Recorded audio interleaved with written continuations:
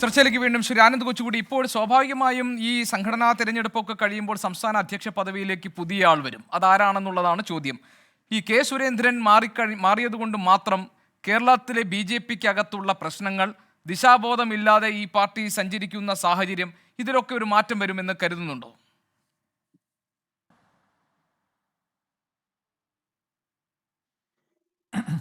ഇല്ല, ഞാനങ്ങനെ കരുതുന്നില്ല. അത് മാത്രമല്ല, കെ സുരേന്ദ്രൻ 2026 വരെ തുടരാനുള്ള ചെറിയൊരു സാഹചര്യം ഉണ്ട് താനും. ഇത് കേന്ദ്ര നേതാക്കളാണ് തീരുമാനിക്കേണ്ടത്. ഇപ്പോൾ തന്നെ കെ സുരേന്ദ്രനെ മാറ്റാനുള്ള സമ്മർദ്ദം സംസ്ഥാനത്ത് നിന്ന് ഉണ്ടായിട്ടുണ്ട്. അത് കുറേ കാലമായിട്ടുണ്ട്. വി മുരളീധരൻ ഉൾപ്പെടെ ഈ കാര്യത്തിൽ നിലപാട് മാറ്റിയത്, അതായത് അദ്ദേഹം ഇത്രയും നാൾ കെ സുരേന്ദ്രനെ പിന്തുണച്ചിരുന്നു എന്നാണ് ഞാൻ മനസ്സിലാക്കുന്നത് ഈ അടുത്ത കാലം വരെ. പക്ഷേ ഇപ്പോൾ അദ്ദേഹത്തിനും വേണമെങ്കിൽ പ്രസിഡൻ്റ് ആകാം എന്നുള്ള ഒരു താല്പര്യം ഉണ്ട് എന്നാണ് ഞാൻ മനസ്സിലാക്കുന്നത്. അല്ലെങ്കിൽ ഇന്നിപ്പോൾ കെ സുരേന്ദ്രൻ, ശോഭാ സുരേന്ദ്രനെ കുറിച്ചൊക്കെ പറഞ്ഞ കാര്യങ്ങൾ വെച്ച് നോക്കിയാൽ ഇവിടെ പല ഗ്രൂപ്പുകളും അങ്ങോട്ടും ഇങ്ങോട്ടും മാറുന്നുണ്ട്. ഇപ്പോൾ കോൺഗ്രസിൽ കെ സുധാകരനും VD സതീശനും അധ്യക്ഷനായിട്ടും പ്രതിപക്ഷ നേതാവായിട്ടും വന്നതിന് ശേഷം ആരേത് ഗ്രൂപ്പിൽ നിൽക്കുന്നു എന്ന് പറയാൻ പറ്റില്ല എന്ന് പറയുന്നത് പോലെ കേരളത്തിലെ BJPയിൽ പല ഗ്രൂപ്പ് മാറ്റങ്ങളും ഇന്നത്തെ ദിവസം നടന്നതായിട്ടാണ് ഞാൻ മനസ്സിലാക്കുന്നത്. അത് ഇന്നിപ്പോൾ MT രമേശ് അവിടെ വന്നിട്ടില്ല. പക്ഷേ TP സിന്ധുമോൾ സ്വാഗതം പറയുമ്പോൾ MT രമേശിൻ്റെ പേര് 2 തവണ പറയുന്നു. MT രമേശിനോട് പത്രക്കാർ ഫോണിൽ വിളിച്ച് ചോദിക്കുന്നുണ്ട്, താങ്കൾ എവിടെ? അപ്പോൾ പറയുന്നു, ഇന്നത്തെ യോഗത്തിൽ ഞാൻ വരേണ്ട കാര്യമില്ല. അങ്ങനെ വരേണ്ട കാര്യമില്ല, വരുന്നില്ല എന്നറിയിച്ചിട്ടുണ്ടെങ്കിൽ അവിടെ അധ്യക്ഷ പ്രസംഗത്തിൽ അല്ലെങ്കിൽ സ്വാഗത പ്രസംഗത്തിൽ അവിടെ അദ്ദേഹത്തിൻ്റെ പേരോ കൃഷ്ണദാസിൻ്റെ പേരോ ഒന്നും പറയേണ്ട കാര്യമില്ലല്ലോ.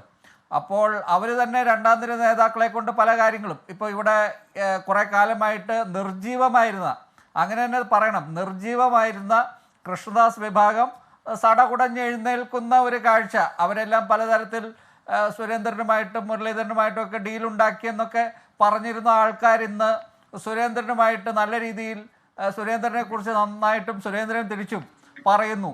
ഇതൊക്കെ വെച്ച് നോക്കിയാൽ ഇവിടെ ഈ കേരള BJPയിൽ പല ഗ്രൂപ്പ് മാറ്റങ്ങളും അല്ലെങ്കിൽ പല മാറ്റങ്ങളും നടന്ന ഒരു ദിവസമാണ് ഇന്നത്തേത്. ഇനി ഇതേ ഹോട്ടലിൽ ഈ മേനകയിൽ എറണാകുളത്ത് ഇനി അടുത്ത ആഴ്ച 2 ആഴ്ച കഴിയുമ്പോൾ 6-ാം തീയതി 7-ാം തീയതി അടുത്ത മീറ്റിംഗ് നടക്കും. അപ്പോഴായിരിക്കും ഇതിൽ കുറച്ചുകൂടി വ്യക്തത വരിക. ഇത് ആരൊക്കെ എവിടെ നിൽക്കുന്നു, ആരൊക്കെയാണ് അധ്യക്ഷ കുപ്പായം തയ്ച്ചു വച്ചിരിക്കുന്നത്, ഇവിടെ കേന്ദ്ര നേതാക്കൾ, കേന്ദ്രത്തിലെ BJP നേതാക്കളുടെ താല്പര്യം അല്ലെങ്കിൽ അവരുടെ അഭിപ്രായം എന്താണ്. ഇപ്പോൾ ഞാൻ മനസ്സിലാക്കുന്നത് സുരേന്ദ്രൻ ഒരു പ്രാഥമികമായിട്ടൊരു ബ്രീഫിംഗ്, റിപ്പോർട്ടെന്ന് പറയാൻ പറ്റില്ല, ഒരു ബ്രീഫിംഗ് കേന്ദ്ര നേതാക്കൾക്ക് നഡ്ഡയ്ക്കൊക്കെ കൊടുത്തിട്ടുണ്ട്.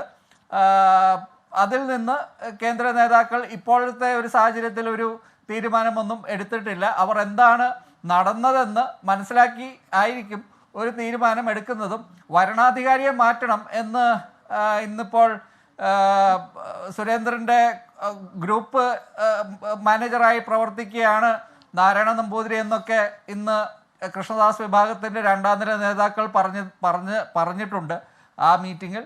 അത് ഉൾപ്പെടെയുള്ള കാര്യങ്ങൾ, അതായത് ഈ സംഘടനാ തെരഞ്ഞെടുപ്പിൻ്റെ വരണാധികാരിയായിട്ടുള്ള നാരായണ നമ്പൂതിരിയെ മാറ്റണമെന്നുൾപ്പെടെയുള്ള കാര്യങ്ങൾ അടുത്ത ജാവ്ദേക്കറും അപരാജിത സാരംഗിയും പങ്കെടുക്കുന്ന അടുത്ത മീറ്റിങ്ങിൽ ഈ കാര്യങ്ങളെല്ലാം, അതിനെല്ലാം ഉള്ള ഉത്തരം നമുക്ക് കിട്ടുമെന്ന്. ശ്രീ ആനന്ദ് കൊച്ചുകൂടി, ഇപ്പോൾ ഈ പാലക്കാട്ടെ തോൽവിയെക്കുറിച്ച് ഈ BJPയിലെ തന്നെ ചിലർ അടക്കം പറയുന്നത്, അതിൻ്റെ കാരണം പുറത്തൊന്നും പോയി അന്വേഷിക്കേണ്ടതില്ല, ഇതിനകത്ത് തന്നെ ഒരു വിഭാഗം ഈ കൃഷ്ണകുമാറിൻ്റെ ഈ തോൽവി ഉറപ്പാക്കാൻ പ്രവർത്തിച്ചിരുന്നുവെന്നാണ്.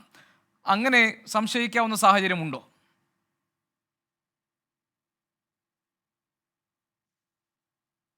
അല്ല, അതിലിപ്പോൾ പ്രത്യേകിച്ച് സംശയിക്കാനൊന്നുമില്ല. അത് തന്നെയാണ് നടന്നത്. അതിലിപ്പോൾ ആരെയൊക്കെ ചൂണ്ടിക്കാണിക്കണം അല്ലെങ്കിൽ ആരുടെയൊക്കെ പേര് പറയണം എന്ന് ചോദിച്ചാൽ എനിക്കെന്തായാലും ഞാൻ ആരുടെയും പേരും പറയില്ല, ആരെയും ചൂണ്ടിക്കാണിക്കില്ല. പക്ഷേ എനിക്കറിയാം, കാരണം ഓഫ് ദി റെക്കോർഡായിട്ട് പല നേതാക്കളും നമ്മളോട് സംസാരിക്കുന്ന കാര്യങ്ങൾ തന്നെയാണ്. അതിൽ ഇപ്പോൾ തന്നെ ശിവരാജനെ പോലെയുള്ള നേതാക്കൾ പബ്ലിക്കായിട്ട് പ്രതികരണം നടത്തിയതുകൊണ്ട് ചില സൂചനകൾ നമുക്കതിൽ നിന്ന് വ്യക്തമാകുന്നുണ്ട്. അവിടെ മൂത്താൻ സമുദായത്തിലെ പ്രമുഖ നേതാവാണ് ഈ ശിവരാജൻ. മൂത്താൻ സമുദായവും അവിടുത്തെ നായർ സമുദായവുമായിട്ട് ചെറിയ സ്പർദ്ധ ഉണ്ടായിരുന്നു പ്രിയ അജയനെ മാറ്റിയതുമായിട്ട് ബന്ധപ്പെട്ട്.